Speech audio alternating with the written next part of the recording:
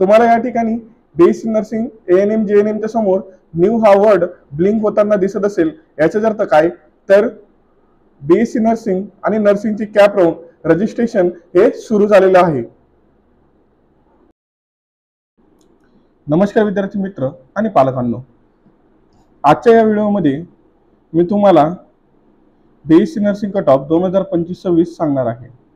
तर त्याआधी सर्व विद्यार्थी आणि पालकांना विनंती आहे की कृपया तुमचे मार्क्स हे कमेंटमध्ये सांगा।